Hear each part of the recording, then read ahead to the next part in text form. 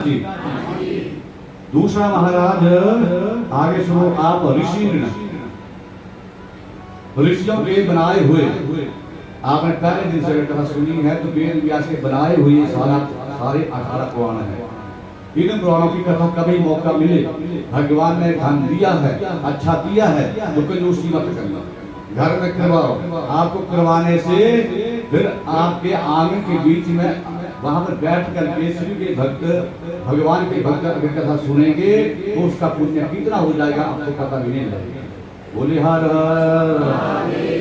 आजकल महाराज 25-25 लाख 1 मिनट में बर्बाद कर देते हैं बड़े बड़े करोड़पति है? और 25 लाख में कम से कम घर में करानी हो तो कम से कम 7-8 कथाएं हो जाएंगी।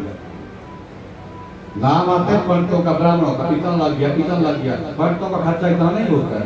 बोले हर ये जो आजकल भंडारे की व्यवस्था कर दी है ना शुरू सब ने, वहाँ खर्चा होता है और जरा लेन देन में खर्चा होता है और बदनाम पंडितों को कर दिया है। बोले हर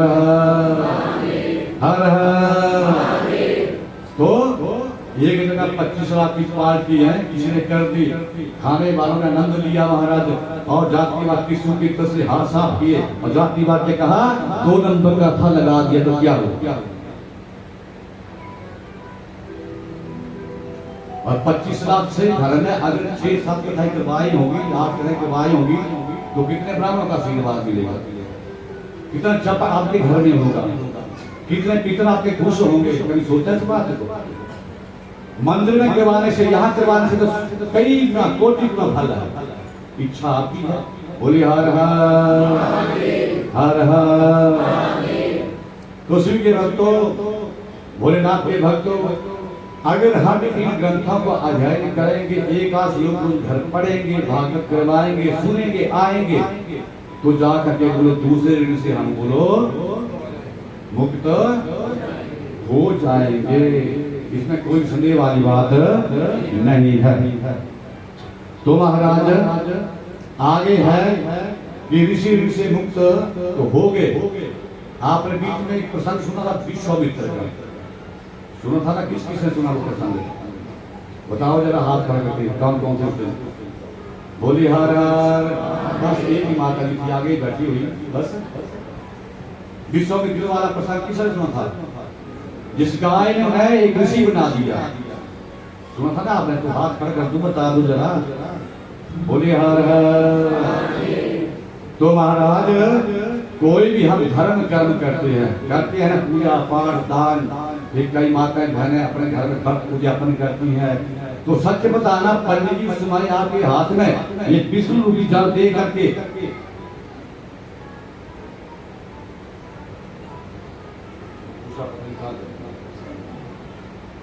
ऐसी कुशा आपके हाथ में देखते हैं कि नहीं देखते हैं? बोलो। तो जब तक आप विष्णु रूपी जल को हाथ में नहीं लेंगे, संकल्प मतलब अपना एड्रेस पता नहीं बोलेंगे तो क्या चिट्ठी मिल जाती है? बोलो। ये जो हम हाथ में जल लेते हैं, संकल्प में अपना गोत्र बोलते हैं, ग्राम बोलते हैं, तहसील बोलते हैं, उपमंडल बोलते हैं, मंडल बोलते हैं, फिर हिमाचल के हैं वो बोलते हैं, तो ये एड्रेस पता होता है हमारा। इसको बोलने के बगैर, फिर उस गोत्र को बोलने के बगैर पंडित जी बोलते हैं आप आपका गोत्र बोलो, अपना नाम बोला, बोलते हैं कि नहीं बोलते हैं? तो गोत्र का मतलब क्या होता है कि हम किस ऋषि की संतान ने पीछे से चली आ रही है, ये होता है गोत्र। जैसे कोई कहता है कि मेरा गौतम गोत्र है, तो गौतम ऋषि के वंश से वो पीढ़ियां चली आ रही है। भारद्वाज गोत्र है, कश्यप गोत्र है, अनेक गोत्र है हमारे, तो समझ लो हम उस ऋषि की संतान में है कि नहीं? और इस कुशा को ध्यान देना, इस कुशा को केवल संकल्प के समय में ही लिया जाता है हाथ में। इस कुशा से बाकी देवताओं के ऊपर जल का छींटा नहीं दिया जाता है, क्योंकि लिखा है कि जो जल का छींटा देता है हनुमान के वज्र जैसा प्रहार उस देवता के ऊपर हो जाता है। ध्यान कर लो, छोटी छोटी बातें हैं। बोले हर केवल संकल्प के लिए, शुद्धि के लिए काम आती है, बाकी काम आप आम के पत्ते से ले सकते हैं, हरिदुआ से ले सकते हैं। बोले हर और सौभाग्यवती माताओं के लिए भी ये कुशा हाथ में नहीं लेनी चाहिए। कौन सी कुशा है हाइदू वाहिदू यहाँ पर चढ़ाई है किसी माता बहन ने, ये लेनी चाहिए क्योंकि कुल को बढ़ाने वाली होती है हाइदुआ।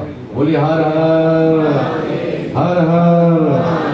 तो इस कुशा को लेकर गोत्र बोला जाता है कि हम इस ऋषि की संतान हैं, तो उनका ऋण फिर हमारे ऊपर हुआ कि नहीं हुआ? बोलो, हुआ कि नहीं हुआ? अगर हमारे दादा परदादा लक्ष्मण दादा हमारे माता पिता ना होते तो क्या हमारा जन्म होता? बोलो, नहीं होता ना। हमारे इस शरीर में उनका रक्त समाया हुआ कि नहीं? बोलो, हाँ जी ना जी। तो उनके ऊपर उनका हमारे ऊपर बोलो कितना आशीर्वाद रहता है, कितना हम उनका मान करते हैं।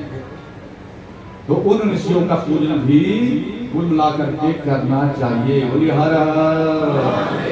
ऋषियों का पूजन कैसे होगा? एक श्लोक चाहे आधा श्लोक जिस घर में रोज पुराण का बोला जाता है, गीता का बोला जाता है, महाराज आप ऋषियों को याद करके समय आने पर ऐसी कथा का आयोजन करवा करके पितरों को नियुक्त करेंगे तो महाराज जो कर्जा आपका पूरा बोलो हो जाता है। बोलिए हर हर। तीसरा महाराज पितर। पितर का मतलब पिता के खानदान के। अगर हमारे पिता न होते, माता न होते तो हमारा जन्म होता क्या? नहीं होता ना। तो आजकल क्या परिपाटी बना दी है, जब भी वो श्राद्ध की तिथि आती है तो बहुत माताएं बहनें भाई आजकल बहुत गलत कर रहे हैं। कब करते हैं श्राद्ध पितरों का? बोलो, अमावस्या कोई है ना? बोलिए हर हर। कर रहे ना गलती आजकल, अमावस्या को है ना पंडित जी आना हमारे घर में पितरों का निवेदन करके उसी दिन चलेगा।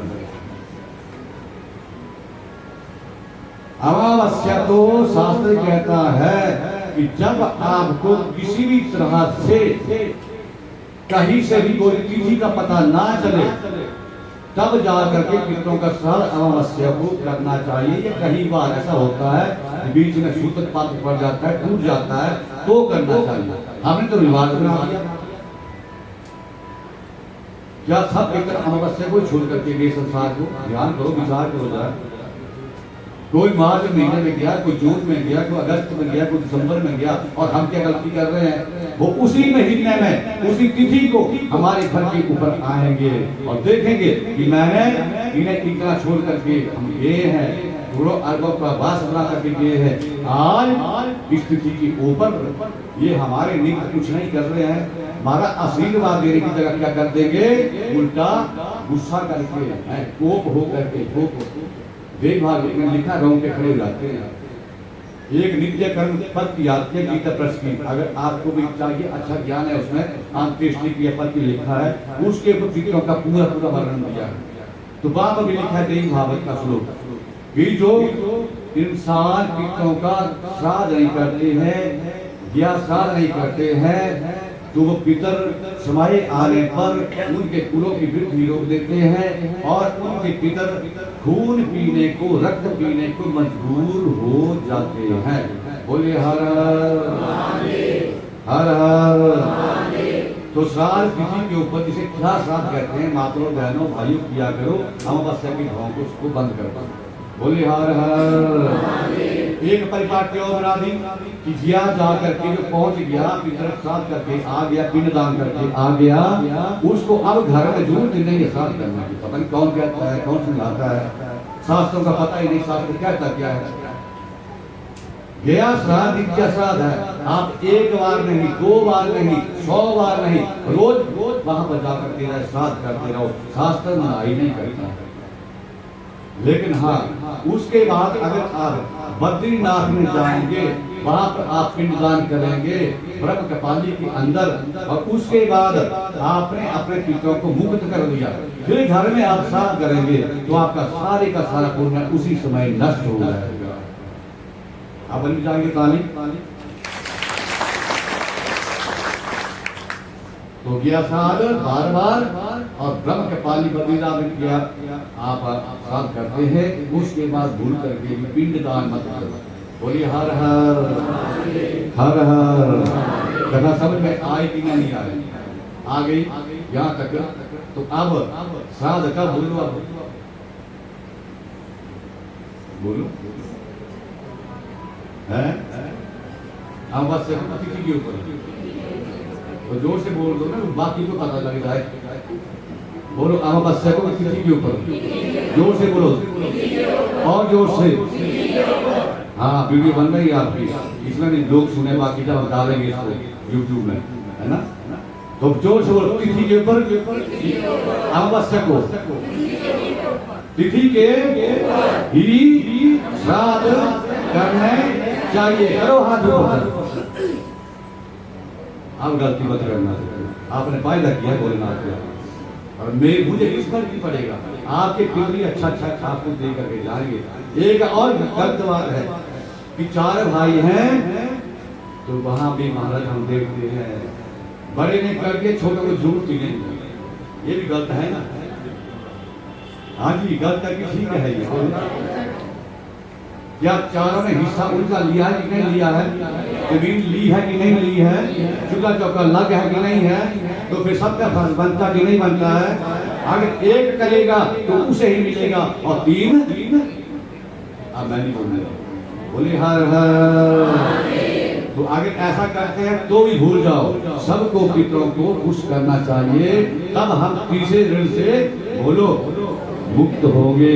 बोल सच्चे दरबार की हर हर हर हर। तो आओ